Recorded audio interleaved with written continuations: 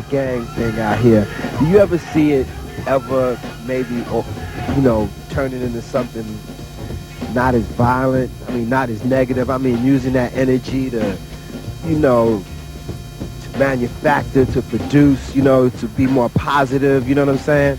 Well, you know, out here, you know, we try to come with, you know, little truces, you know, like we had the truce that happened in Watts, and then you got, you know, people like, they had like the banging on wax tape, like the Bloods and the Crips, you know.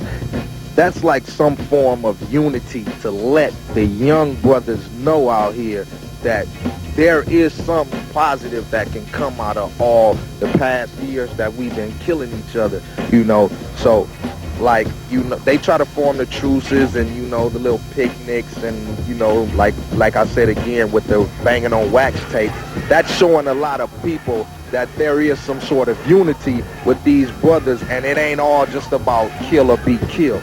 I know my brother, a good friend of mine, brother Malik, who organized the Hands Across, one of the organizers of Hands Across Watts, has been telling me that they brothers been holding to the truce in the Watts area, and as opposed to settling beasts with guns, brothers is getting back in the, you know, man-to-man, hand-to-hand combat. They getting back to the, you know, the good old days of scrapping. Yes, what I could deal with, you know what I'm saying? You know, the days of the gun is kind of like, that's why we in the neutral territory, because ain't out here, you know what I'm saying, it ain't, you know, oh, it's MC8 and it's CM Dub. It's like, it ain't like that. So, you know, to me, it's cool that brothers is going back to, you know, it ain't cool that they still down with it, but, you know, I got homies still in it who still with it, and I respect them like they respect me. So it's cool that they going back to the good old days of the, you know what I'm saying, instead of the... Well, there we go. Now we're going to go into a rap group, a couple of young ladies that go back to the good old days, the old school days of rap. Salt and pepper with something new. Something new. That's right. We're going to come back with more, my man MC8 on Yo MTV Rap. Raps, my man MC8 in the house. Compton's Most Wanted in the house. And he's helping explain the situation going on out here on the West Coast, especially what's going on in the hood with the gang situation and, you know, just breaking that reality down out here, helping explain it all.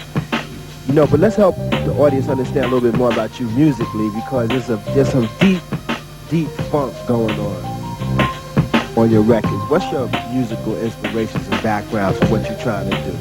Well, basically, when I deal with MC8, the rapper, I try to come with on the strength of, you know, I like to listen to, when I listen to music, I try to get like gangster inclined, you know.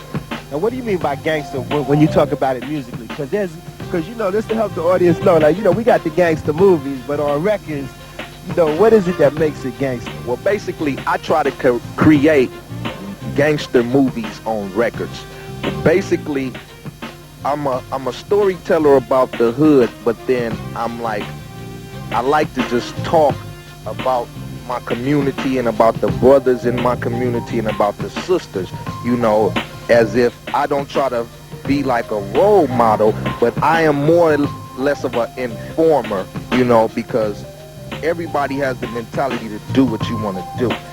So when MC8 makes music and I write raps, I come on the tip of, okay, I know that the homies over here like hardcore gangster grooves. So if I know my homies over here like it, then I know the homies over there like it.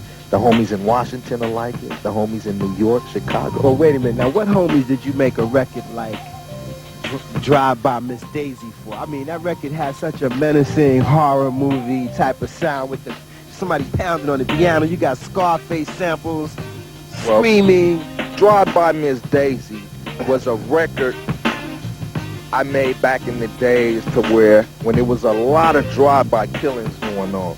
And Drive By Miss Daisy was a rap, as to say, as if, picture this brother who had been in the gangs like deeply, okay?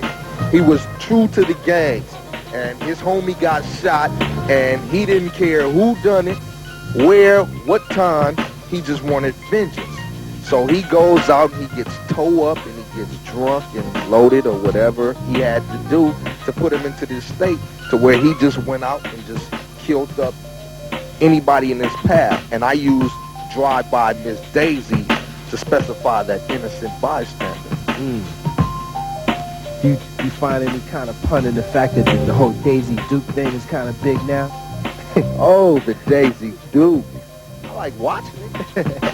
As far as rapping it, you know, that's not my style. I won't knock it, you know, because the brother's making money and they selling records, but, you know, as far as MC8 and 8 High Productions and NOTR and Half Ounce, which is me and DJ Slip, we like to keep the gangster funk, you know what I'm saying? I can dig it. Well, we got some East Coast gangster funk coming at you right now from a brother that's kicking up a lot of noise. Kind of heavyweight, brother. You know what I'm saying? Fat Joe the Gangster. Fat Joe, you gotta flow, Flow Joe, right about now.